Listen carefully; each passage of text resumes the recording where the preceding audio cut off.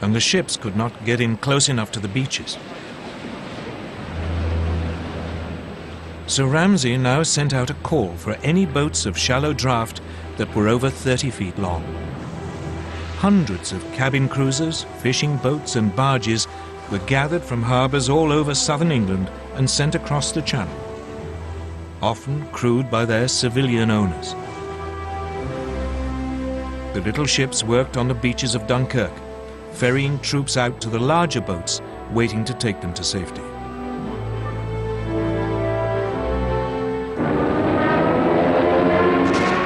All the time they were under constant air attack.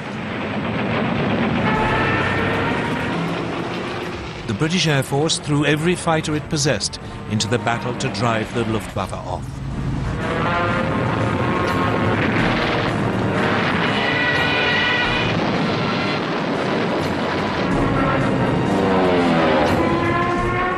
Even so, 7 French and 6 British destroyers were sunk, together with 24 smaller warships. A quarter of the 665 small boats never got home. But when the evacuation was halted on June the 4th, over 300,000 men, 41% of them French, had been rescued.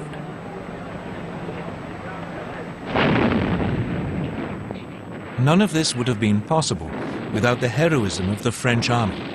It played a vital role in slowing down the German advance.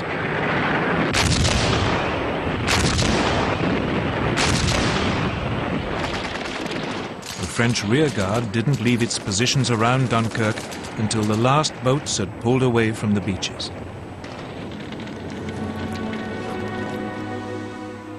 One British officer compared them to the last stand of the Spartans at Thermopylae. Even so, the British Army had lost most of its heavy weapons.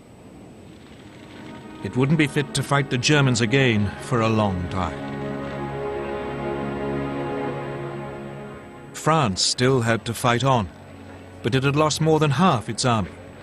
Against them, the Germans had 92 divisions, including masses of armor.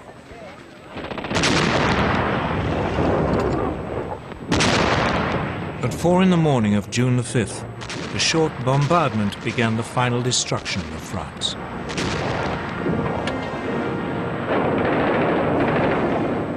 Assault troops crossed the Somme and the Aisne.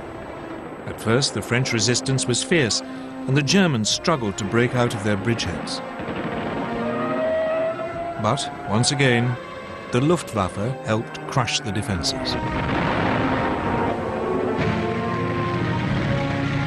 Soon the panzers were pushing south, and the trickle of surrendering French troops turned into a flood. By the 9th, the panzers had reached the River Seine, and the infantry were only a few hours behind. Once across the river, the Germans fanned out into the interior of the country. On the 14th, the German army marched into Paris.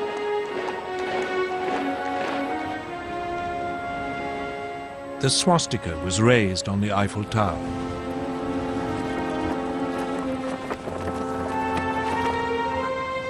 Hitler had secured the prize which had eluded the Kaiser in 1914.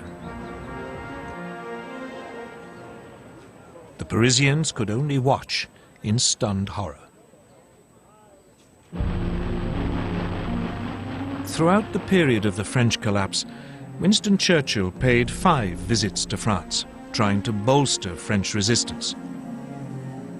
On June the 16th, he even offered Paul Reynaud a union with Britain if France stayed in the fight.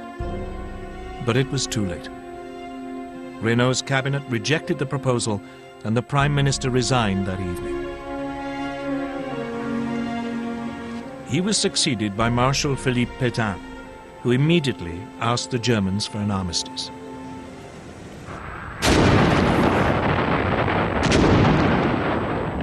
It was only now that the Germans finally began to attack the Maginot Line, which had been left isolated. After a heavy artillery bombardment, the French defenders offered only token resistance before the German troops occupied the forts.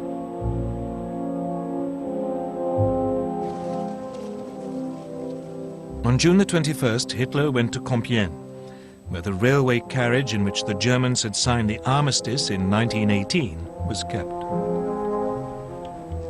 As a French delegation entered the carriage, he handed them his terms and then left. The French insisted on consulting their government, but the next day they were told that if they didn't sign immediately, the panzers would roll again. They signed, and the humiliation of France was complete.